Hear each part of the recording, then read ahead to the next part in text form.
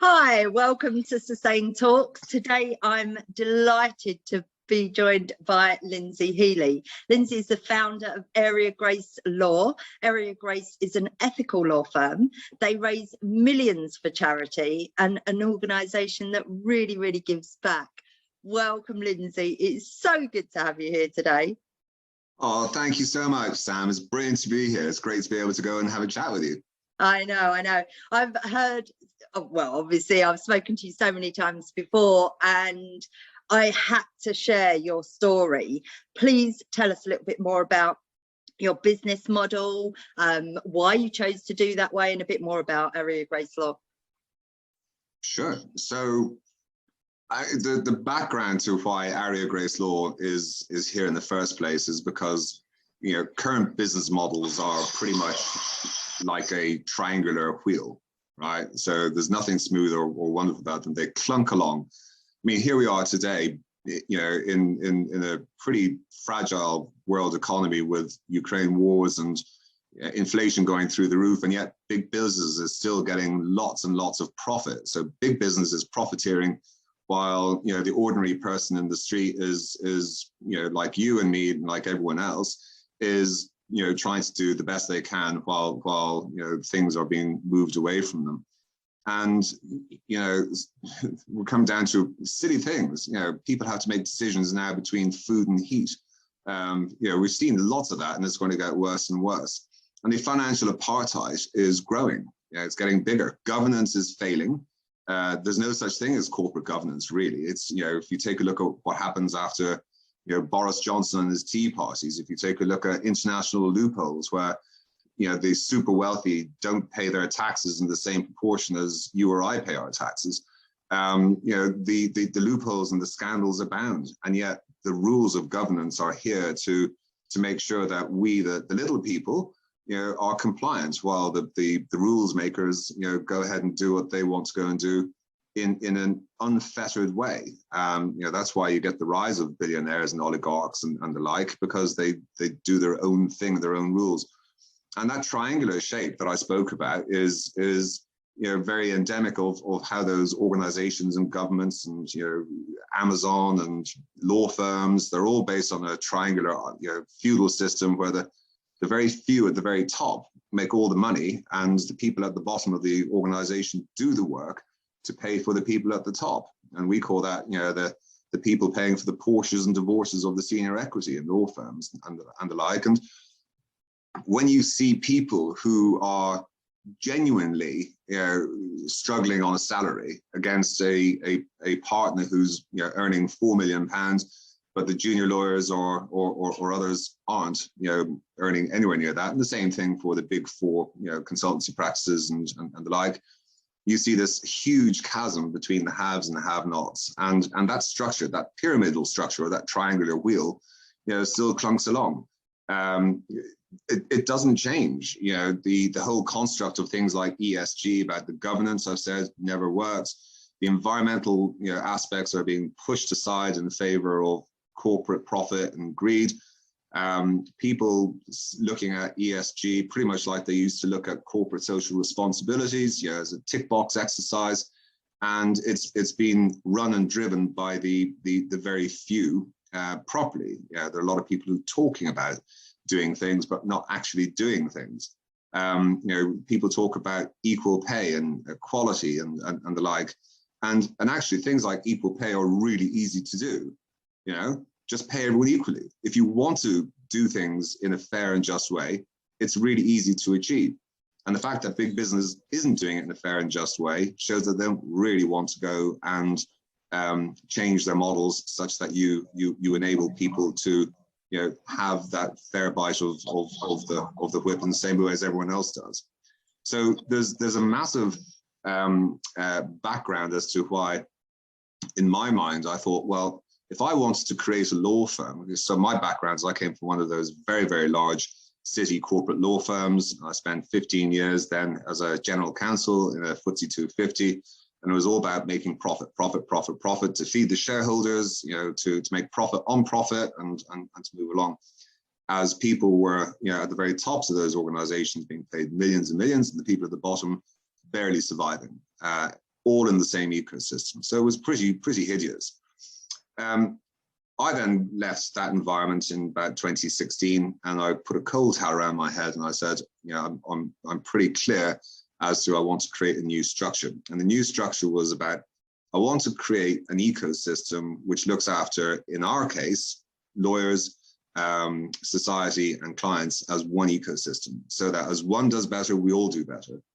And I thought that was pretty problematic when you look at things like in large organizations in particular, where things such as greed and control and fear and, you know, all the misogynistic behaviors that we all know about, the, you know, sexism, the racism, all of those things, they all come down to trying to keep things as they are, having, you know, an old boys network predominantly, and chasing the money and profits so that the few can keep the money and the profit, and they don't want to do, you know, downstream those things. So the trickle down economy doesn't work. And if money is, you know, at the root of all those things, you know, fear, control, all the isms, racism, sexism, elitism, etc., then wealth share is the antidote. And my thought about law firms is you could see how much money people at the top of organizations were making, and if they just disseminated that money a little bit down the pyramid, and if you flatten that pyramid out, then actually a lot of people would have a lot of money, as opposed to a few people having a gargantuan amount of money. So having a lot of money means that then you can spread the wealth line across to hundreds of different people who then go and shop in their local communities and their local areas, and then they spread the money down that particular way, as opposed to a pyramid structure where a few go and take their cash and they keep it to put on another wing for the, you know, boyfriends or girlfriends, or, you know, another you know, yacht, or another this or another that. So the model that we created, or I created in 2018, was based on wealth share. So it works like this. We have our lawyers, who are the workers. They earn 90% of the fees that we invoice out. Now that's way more than anywhere else. Your traditional law firm, your lawyers will get 25%. Your newer versions of you know, those dispersed law firms, they will be 70%, so they'll keep 30% back. Ours, we decided to go for 90%. So we then are able to go and get these incredible lawyers. And because they earn proportionately more, they can charge their clients proportionately less. And that's wealth share right there. So lawyers and clients get their own wealth share, you know, straight off the bat. Then we have this bit in the middle about diversity, equality, inclusion, equal pay, transparency. Those are all really important, and they're just baked into our structure from the very start. But transparency is one of the key things in order to be able to go and demonstrate what you're actually going to do and how you're doing it. Equal pay is, as I said, you know, a while back, is so easy to do when you just structure it as a proportional fees, as opposed to becoming a salary slave. And then we do other things on the outside of that. We do other things, you know, having created a structure for anyone to come and play. If you're good enough, you're good enough. We don't care whether you're black or white, gay or straight, young or old, man or woman, anything. If you're good enough, you're good enough. So we've created a structure where, you know, anyone who's good enough can come in. We plant a tree after every single deal. After the new lawyers join, we plant a sequoia, Californian redwood, which is a 1-on-1 carbon offset for the entirety of your life. And we give all of our profits to charity. And it's a BRIA model, which has grown from one lawyer, me, and 2 clients to over 50 lawyers in 3 and a bit years, and over, you know, a couple of thousand clients. That's amazing. And like bringing in that, the ESG of that, is there a point in your life that you was like, hang on a second, I need to be more sustainable, I need to run a sustainable business? You know, the bit about planting trees, the bit about the charity donations, was there a point when you said, this isn't working and I need to change my business and I want to do better? It sort of evolved, if I'm honest. You know, the construct started with wealth share, The firm is called Aria Grace because it's the middle two names of my daughters. And the idea is to, we in this generation, particularly mine, I'm 52 years old and I've been very, very lucky. I've got a house and I've got, a car, I've got, dog, brilliant people around me, I've got everything I need. And I never really understood the construct of why people needed more and more and more. And then what happens when people need to have more is they take more. And that could be more trees, that could be fracking, it can be the things that are just profitable because people are making super money somewhere and keeping that whole triangular wheel clunking along rather than smoothing it out and making it something better. And it's all about short-termism. It's how much money can we make now at the devil may care for anyone else. And so giving back to charities at source, we sponsor lots of small charities in particular because the money goes straight into source. It doesn't go to the top of the train and then get lost somewhere. We give to great charities like Great Ormond Street, who are the big ones, and it's properly looked after. Sustainability and society are one and the same. It's our world, and it's my children's world, it's your children's and their kids. It's not just about this one generation. Indigenous populations, when they make decisions, they think 7 generations down. What happens in what actual impact will what I do today have on 7 generations away, hundreds of years hence? And most people, certainly most big business, doesn't think like that. So the answer to all of these things is actually wealth share. It's an answer to the environmental decision, because if you share wealth better, then people are less afraid to do things. They can afford to eat better. They can earn money quicker. If you earn money quicker, then you can spend more time with family and friends. That's a knock-on beneficial health kick. So it takes away mental health issues or reduces them or gives you time to focus on doing things that are important to you. So the model is really about how do you enable people to have more by doing less work and giving them more time, because time is the most important thing out of all those things. And by not treating people as an asset, when people say our employees are our best asset, well, the minute that you're an asset, you're there to be sweated, you're there to be monetized, you're there to be effectively exploited because you're an asset. That's what you do to assets. And that's what happens when people are on salaries. They are an asset. And so if you're like these new kids, in big US law firms who are paid £150,000 a year, you think that's amazing. It's a lot of money. But they're an asset, they're sweated. So they have to work and produce 3,000 hours a year minimum, which is 16 hours a day working weekends. When you break down their hourly rate, they get take-home pay of about £28 an hour. So then that's the modern day equivalent of playing with asbestos, because in the 30s and later, they're burnt out, and people, big business doesn't seem to care. It's all about how do you swap and replace and pull in that asset again. Yeah, I think like calling out to owners of businesses and getting them to change, and you speak about this. Obviously, to make that decision to change your business model to give more to your employees, and that's not just more cash, but more choice and more free time, and to support their mental health and everything else. Does that? I always talk about, actually, if you're more sustainable, more socially responsible, it becomes more profitable, right? Of course, yeah.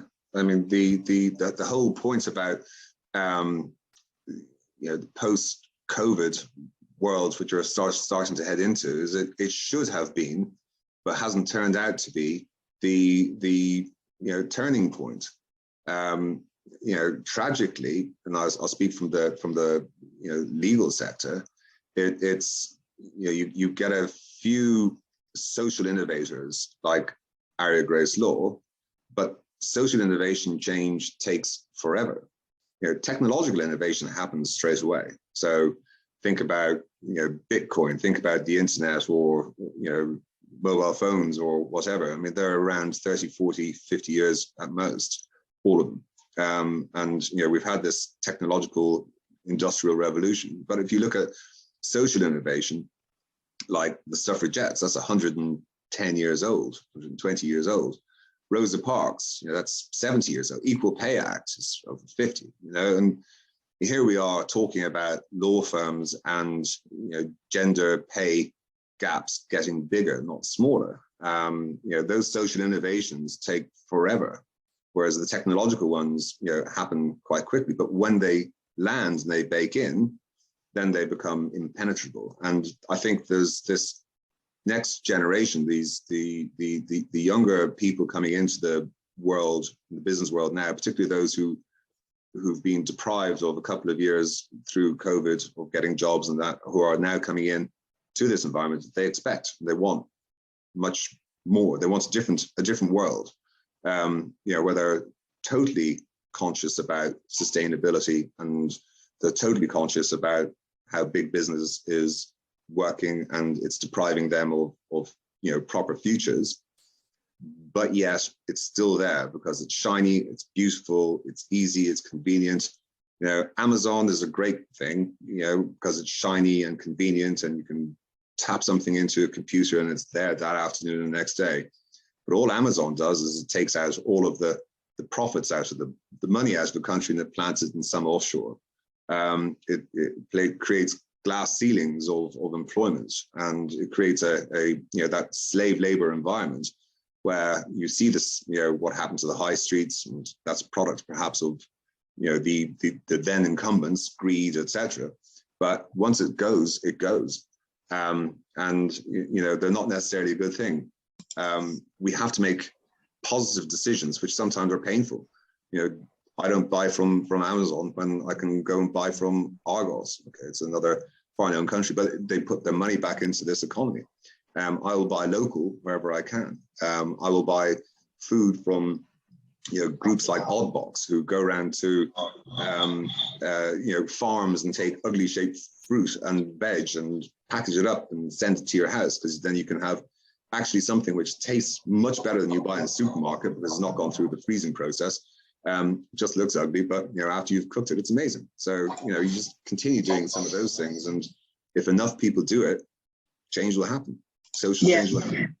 I think that exactly, and I think that's exactly the point, and the same with businesses as well. That you heard about the Great Resignation, that so many people are making better choices, that they want to work for companies, for decent companies. They're interviewing the companies when they go for their interviews and saying, well, what am I going to get out of this, and how are you going to support me, and what benefits am I going to get, more than they want flexible living. Like, who now would want to go into an office 5 days a week and have to travel an hour and 20 minutes to get there, when they've been living the way that we have been living for the last 2 years and still working and producing? So I think that plus we're making different choices with the way we shop too, which is driving change. Exactly what you say, and it's so good that that's happening.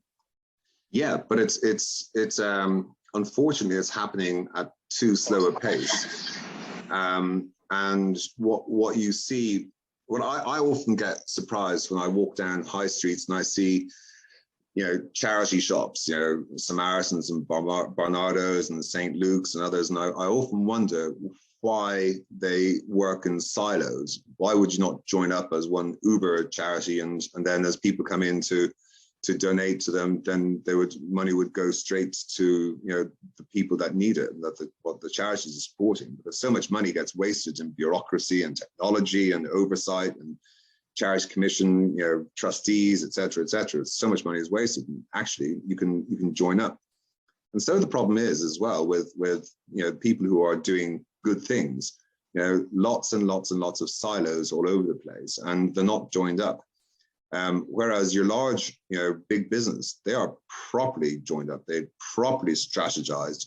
They are, in many ways cartels, because if you go to law firm A as a bank and you want to go and get, XYZ, experience or teams, it's going to cost you 10 million quid. And they say, well, that's just too much money. Well, I can go to, law firm B. Well, it's still going to cost you 10, et cetera, et cetera.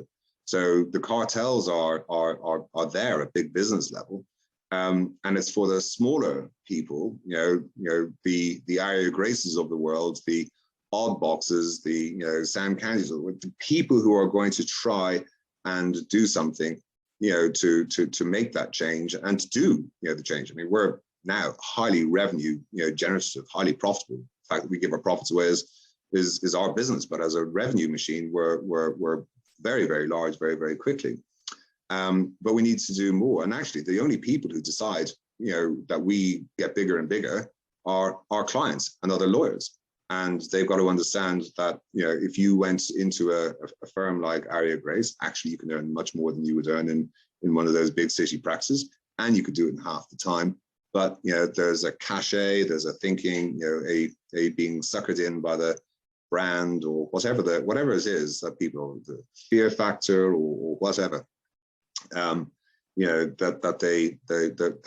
the change will happen slowly, and people don't necessarily want to see that change as well, because it's a fear factor. Change is uncomfortable, and that's a tricky thing.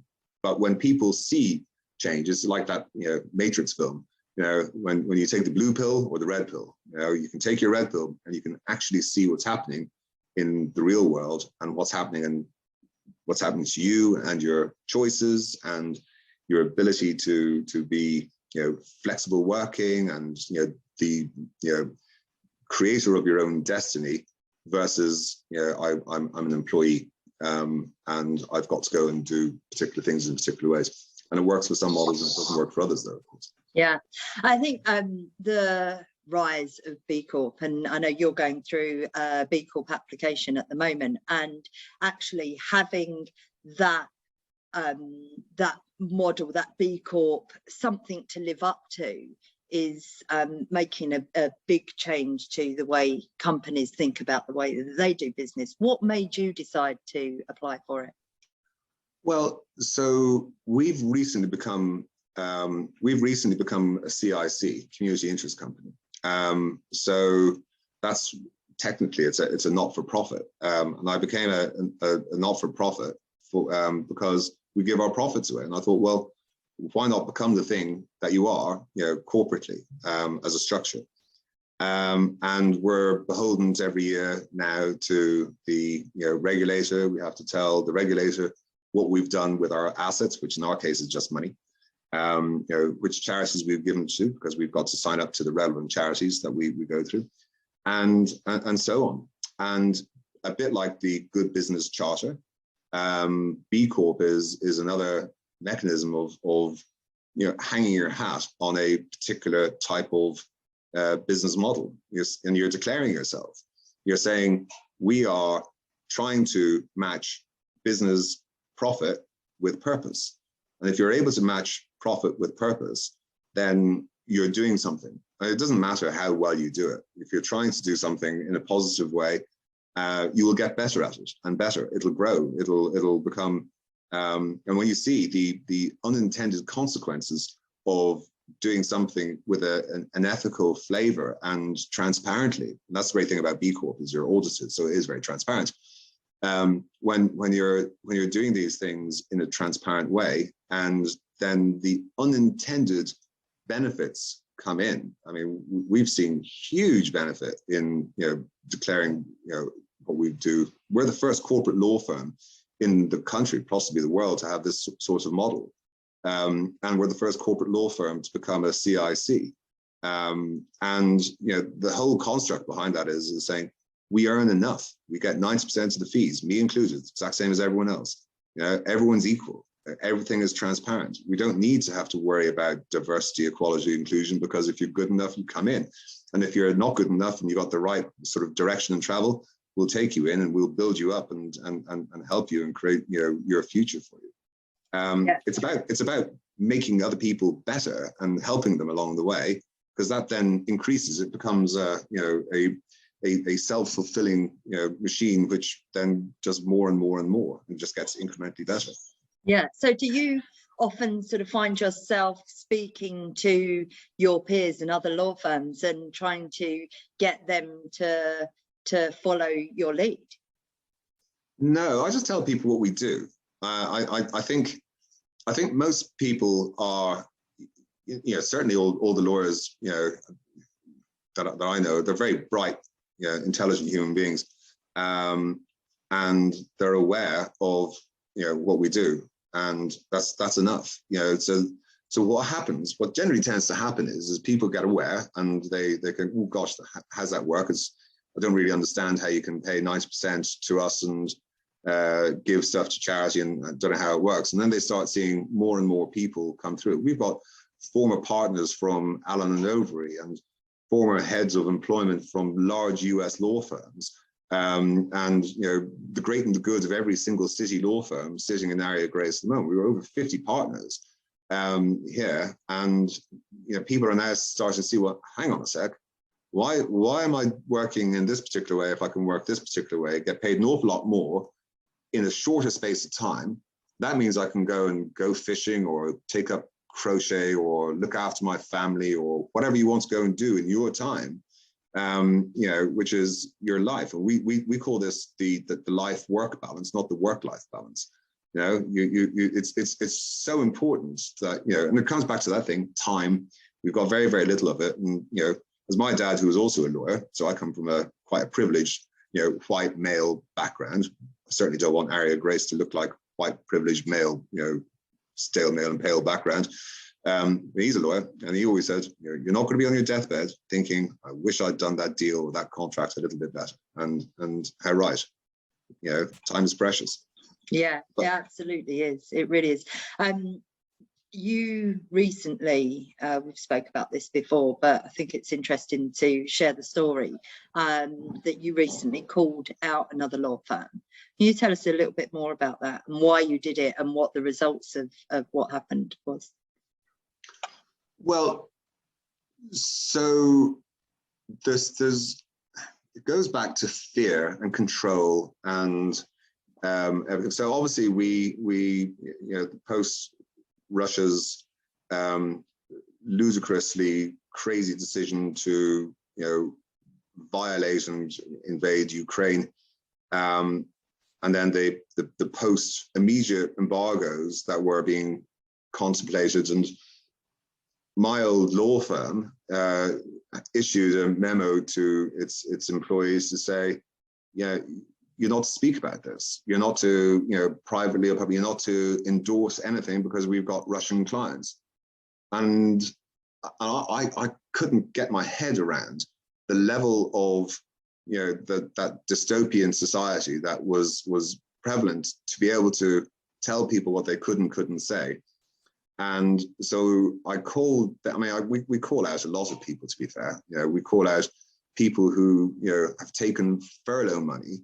You know, a lot of law firms have taken furlough money and have created huge amounts of profit, you know, to their partners. You know, and I look at these things and I say, this is just immoral. It's wrong. You're taking taxpayer money, which could go to NHS or could stop people having to make that stupid choice between, you know, heating or food. But they're all just, you know, giving it to their partners to increase salary and take home another £1 million or whatever.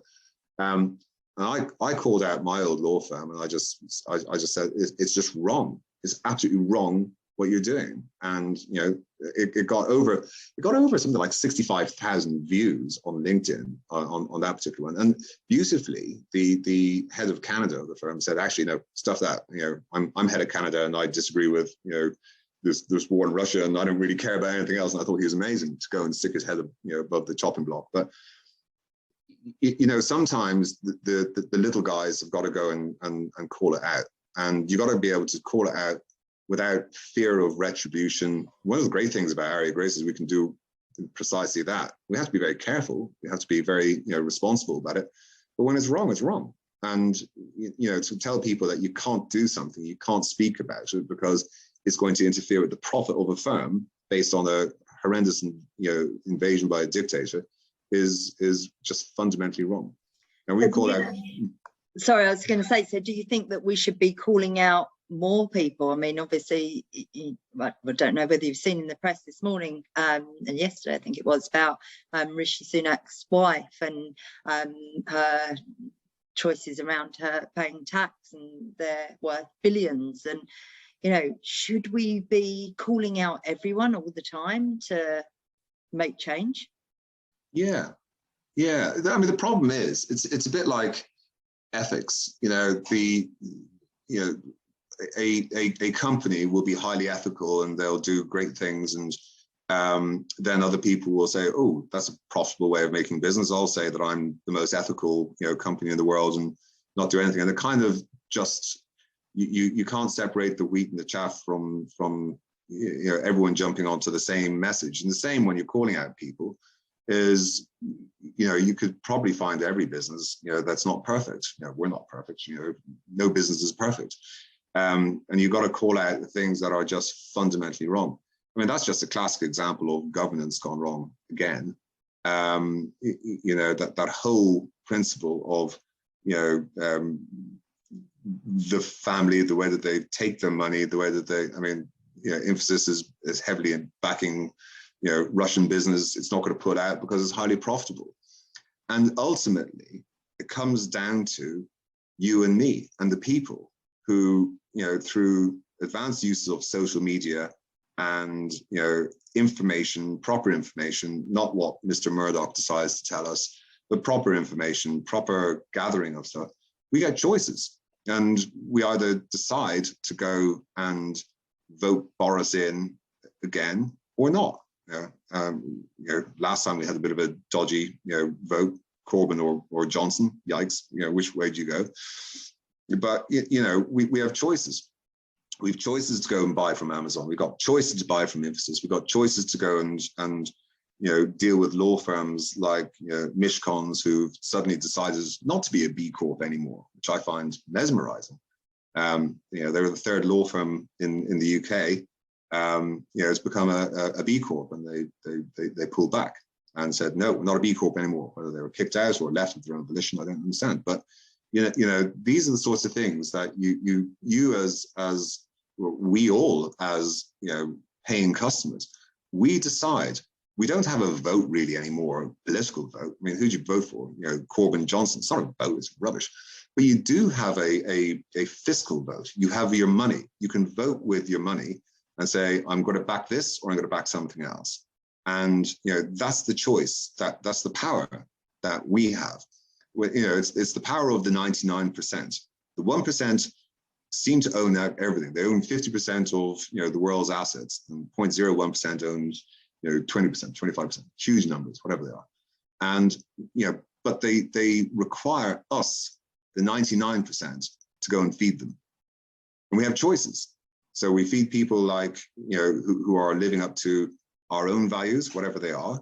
And be that, I want to be a mimicker of that. I want to be the next Elon Musk. I want to be the next, oligarch or whatever. I'm not saying that Elon Musk and oligarchs are the same,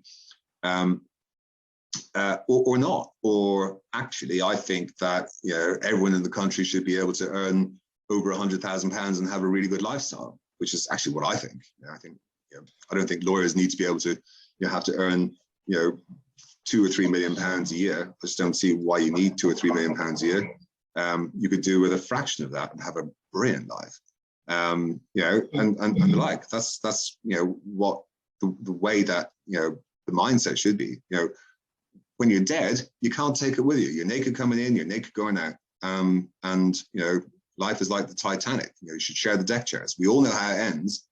We should just really, share the deck chairs and enjoy the trip. There's no point in taking 15, 20, 30, 50 deck chairs to yourself and then watching everyone else sitting on the, on the boards. Share them out, enjoy it.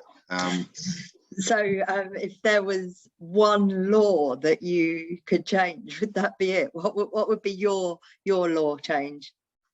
Oh, there's so many laws you change. I mean, the law of inequity. I mean, the fact that the fact that if you want to, if you're a small business and the big business decides to go and screw you over, you know, they'll beat you by sheer weight of money. You know, I find that extraordinary. You know that our firm acted pro bono last year for the sub postmasters in our successful Court of Criminal Appeal to get their names cleared, and you know, when you see the level of oppression that large government-backed business like the post office can, you know, willy-nilly decide to prosecute over 700 people and put innocent people into prison without a care in the world, I think that, and without responsibility. I think the